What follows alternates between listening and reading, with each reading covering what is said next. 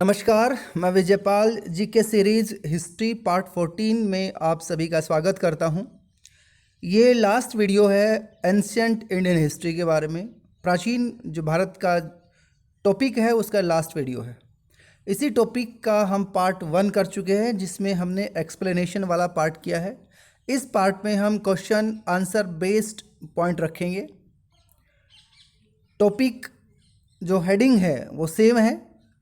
750 AD से लेकर के 1200 एडी के बीच के जो प्रमुख राजवंश यानी कि मेन पॉलिटिकल डायनेस्टीज़ कौन कौन से हैं। इस वीडियो का जो हमारा मेन पॉइंट्स है, जिसके बेस पे हमने क्वेश्चंस बनाए हैं, वो इस प्रकार हैं। पहला है historical development of this period. इस काल में ऐतिहासिक प्रवृत्तियाँ क्या कुछ रही हैं वो जाना है। सेकंड, ट्रिपलेट स्ट्रगल, पाल, प्रतिहार और राष्ट्रकूट। त्रिपक्षीय संघर्ष जिसमें 3 शक्तियां हैं, पाल, प्रतिहार और राष्ट्रकूट, इनके बीच में कैसे स्ट्रगल होता है उसके बेस पे क्वेश्चन बनाए हैं। दूसरा जो पार्ट है वो है Chalukyas, western and eastern and Chola dynasty.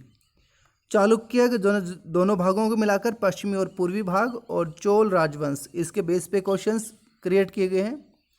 और थर्ड सेगमेंट जो है वो है राजपूताज पीरियड या डायनेस्टी, राजपूत काल या राजवंश। और इसमें मेन जो राजपूत डायनेस्टीज़ हैं वो मालवा के परमार हैं, कन्नौज के गहड़वाल हैं, अजमेर के चौहान हैं, दिल्ली के तोमर और बुंदेलखंड के चंदेल। लास्ट जो हमारा है achievements of the main rulers of this period. इस काल के जो प्रमुख शासक हैं उनकी उपलब्धियां क्या हैं, और क्वेश्चंस हमने उस टाइप से पूछे हैं जो नॉर्मली डिफरेंट एग्जाम्स में पूछे जाते हैं। Questions usually ask in different exams, वो हमने क्रिएट किए गए हैं। तो लगभग 30 क्वेश्चन इस वीडियो में हमारे हैं। पहला क्वेश्चन है, हर्षवर्धन की मृत्यु के बाद उत्तर भारत में सामरिक रूप से यानी कि स्ट्रेटेजिक पॉइंट ऑफ व्यू से महत्वपूर्ण स्थल कन्नौज, जो आज के उत्तर प्रदेश में है, इस पर अधिकार करने के लिए किन किन शक्तियों के बीच में संघर्ष हुआ। तो सही जवाब है 3 शक्तियां हैं, पाल, प्रतिहार और राष्ट्रकूट। हमने पिछले वीडियो में देखा था पाल बंगाल में है यानी कि ईस्टर्न पार्ट में है, प्रतिहार वेस्टर्न पार्ट में है और राष्ट्रकूट सेंट्रल इंडिया में है। इन तीनों के संघर्ष को ट्रिपलेट स्ट्रगल कहा जाता है, त्रिपक्षीय संघर्ष कहा गया है, और ये लगभग 200 सालों तक होता है। 750 से 950 के बीच में होता है। सेकंड क्वेश्चन, पाल वंश यानी कि तीनों जो हमने ट्रिपलेट स्ट्रगल के रूलिंग एरियाज हैं उन तीनों के बारे में हम एक एक क्वेश्चंस बना रहे हैं।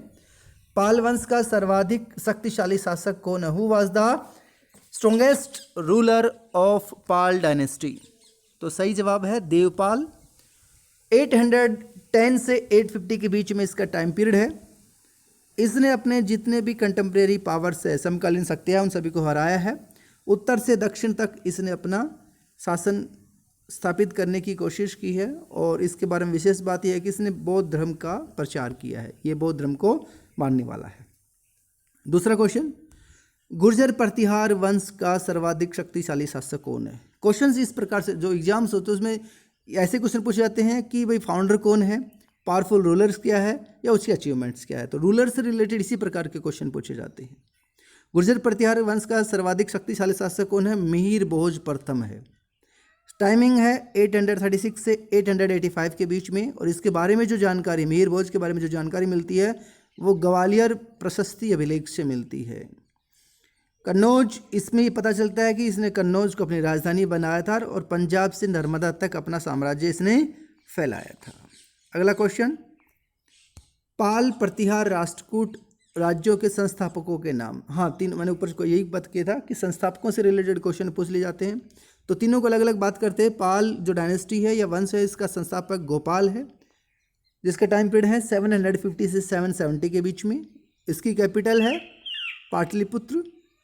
नालंदा विहार जो इसके द्वारा बनवाया गया, फेमस विहार है नालंदा का, वो इसके द्वारा बनवाया गया था।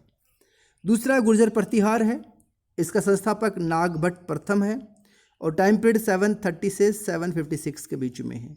मालवा क्षेत्र में ये रूल कर रहे हैं। राष्ट्रकूट धंतिदुर्ग इसके फाउंडर हैं, 752 में ये रूलिंग शुरू करते हैं।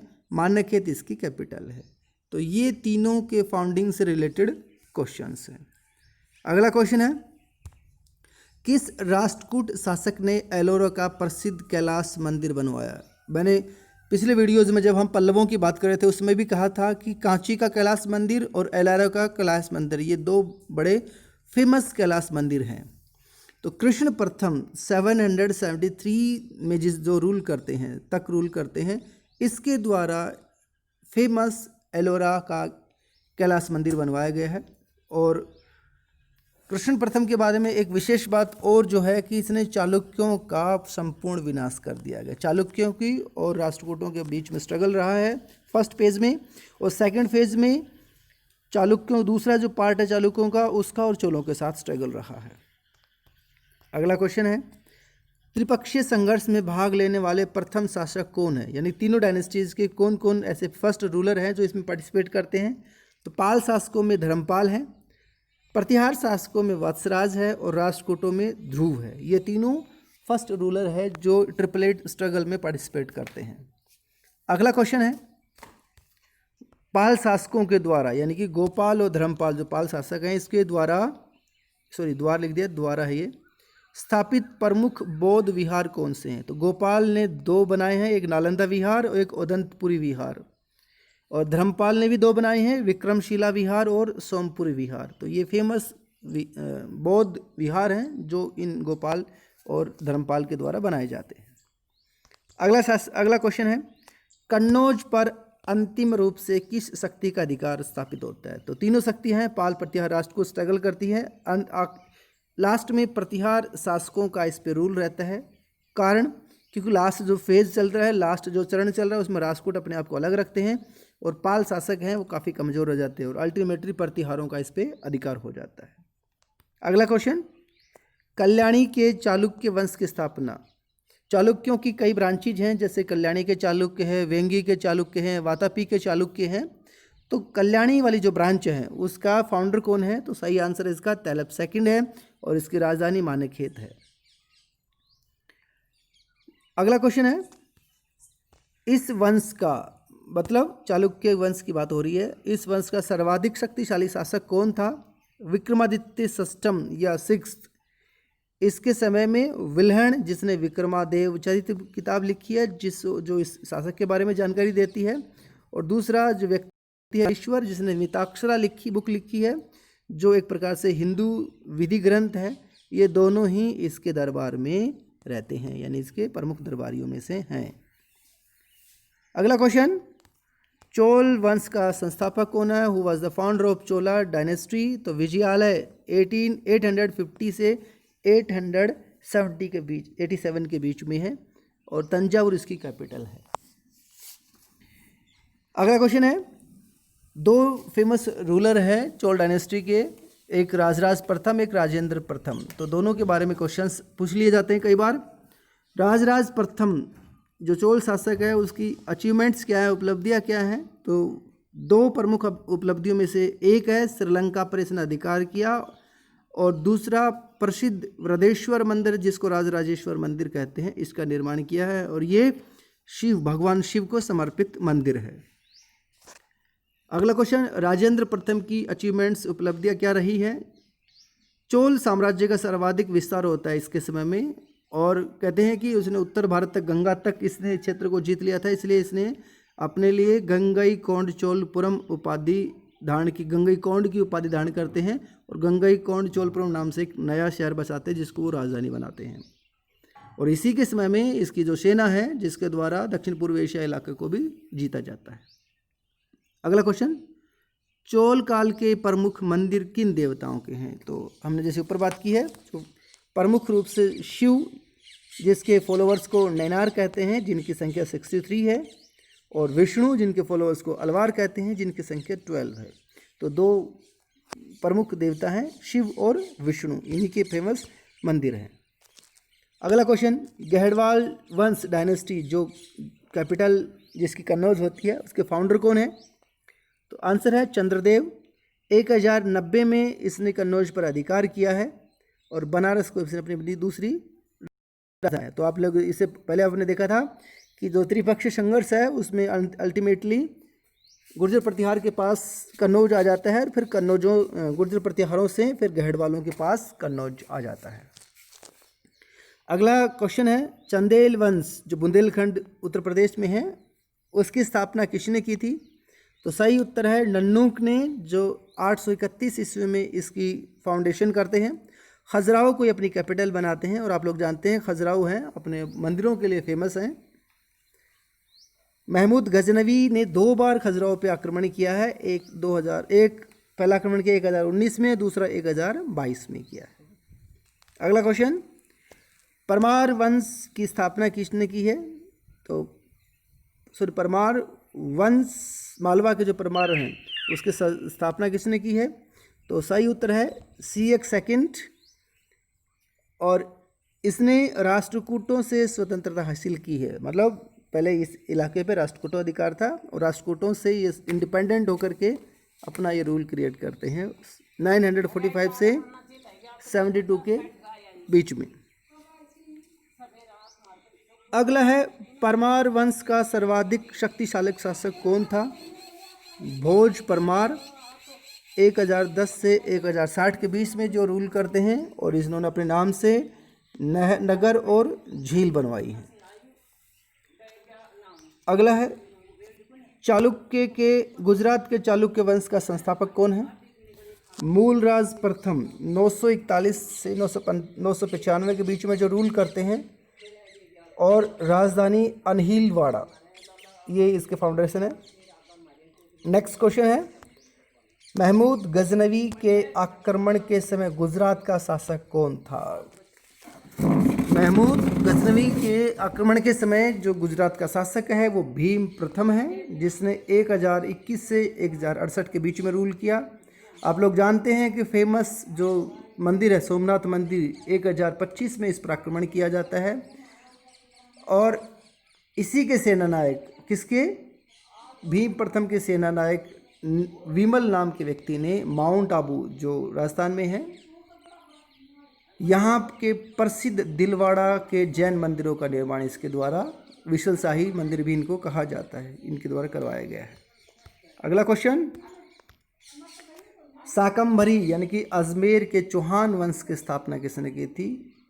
वसुदेव, सॉरी वसुदेव है, ये वसुदेव है। वसुदेव ने जो प्रतिहारों का सामंत था।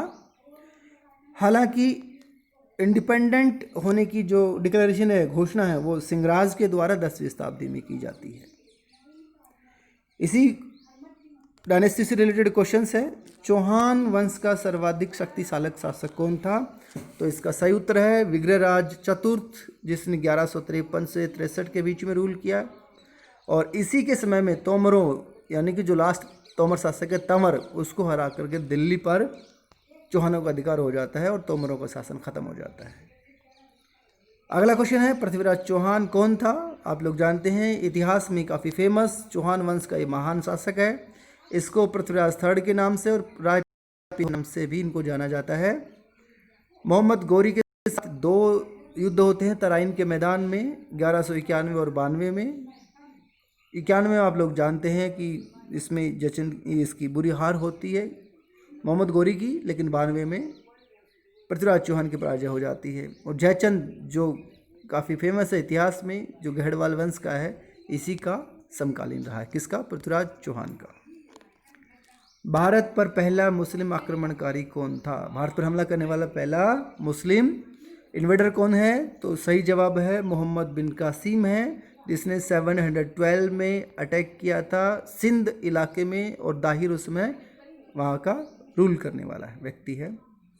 अगला क्वेश्चन है कि अगला प्रमुख मुस्लिम आक्रमणकारी कौन था? तो दूसरा जो फेमस मुस्लिम आक्रमणकारी है वो महमूद गजनवी है, जो 17 बार भारत पर आक्रमण करता है 1001 से 1027 के बीच में।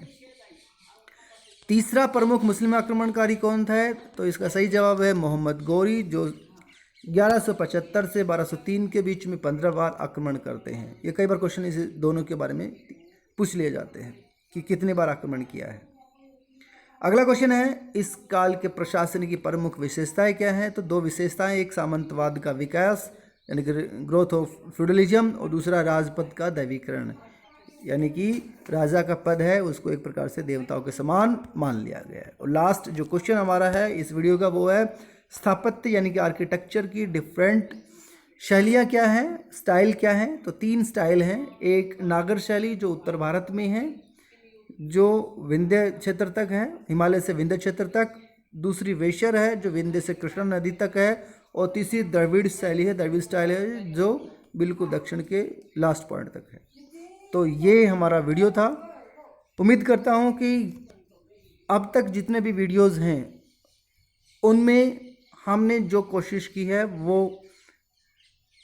मकसद हमारा पूरा हुआ होगा, ऐसा मैं मानता हूँ। अगर वीडियो पसंद है तो प्लीज़ लाइक करें, शेयर करें।